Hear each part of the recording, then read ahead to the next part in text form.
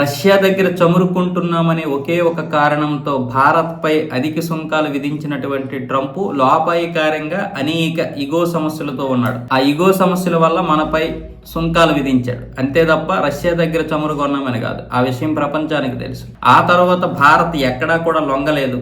ఆయన సుంకాలు విధించినా, ఇన్ని ఆంక్షలు పెట్టినా భారత్ లొంగకపోయేసరికి మాట మారుస్తూ అటొకసారి ఇటొకసారి మాట్లాడాడు. చివరికి ఎస్సీఓ సదస్సుకి హాజరైనటువంటి నరేంద్ర మోదీ మీద, అలాగే రష్యా అధ్యక్షుడు పుతిన్ మీద కూడా వ్యంగ్యాస్త్రాలు ఇచ్చేశాడు. తర్వాత మళ్ళీ మాట మారుస్తూ భారత్ అమెరికా యొక్క సంబంధాలు చెడిపోలేదు, త్వరలోనే మంచి సంబంధాలు నెరవేరుస్తామంటూ మాట్లాడారు. వైట్ హౌస్ లో కూడా కొంతమంది మురిగారు.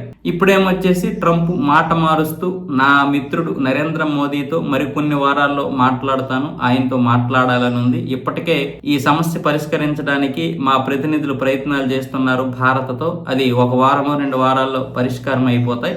తర్వాత నా మిత్రుడు మోదీతో మాట్లాడుతానంటూ ట్రంప్ అయితే తన సోషల్ మీడియా వేదికగా ఒక పోస్ట్ పెట్టాడు. అంటే భారత్ ఇప్పుడు ఖచ్చితంగా వాళ్ళకి కావాలి. వ్యూహాత్మక దేశం, పైగా చైనాకి దగ్గర అవుతుంది, రష్యాకి మరింత దగ్గర అవుతుంది, రష్యాకి బాగా దగ్గర.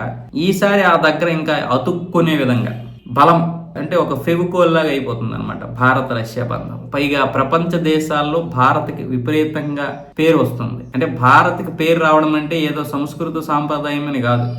ప్రాక్టికల్గానే జీడిపి పెంచుకుంటుంది, మరొక వైపు ఏమొచ్చేసి సంస్థలను పెంచుకుంటుంది, బయట నుంచి ఎంతో మంది పెట్టుబడిదారులు ఆహ్వానిస్తుంది, ఆకర్షిస్తుంది, అలాగే దౌత్య సంబంధాలు బాగా నెరవేర్చుతుంది. ఒకవేళ భారత్ గనక అమెరికాకి దూరం అయిపోతే, ఒకవేళ తాత్కాలికంగా భారత్కి కొంచెం నష్టం ఉంటే ఉండొచ్చేమో కానీ రేపు అమెరికా అగ్రరాజ్యం అని చెప్పుకోవడానికి మాత్రం అవకాశం ఉండదు. ఇక్కడ చైనా భారత్ పూర్తిగా ఎదిగాయి అనుకోండి, చైనా ఒకవైపు అమెరికా ఒకవైపు ఇప్పటి వరకు మనల్ని ఎదగనివ్వకుండా చేశారు. ఎన్ని చేయాలి అన్ని చేశారు, అయినా సరే దాన్ని ఆపలేకపోతున్నారు. అందుకు వీళ్ళ మంట. అందుకే చైనా ఇప్పుడు మనతో కలిసింది, ఇంకేం చేయలేక.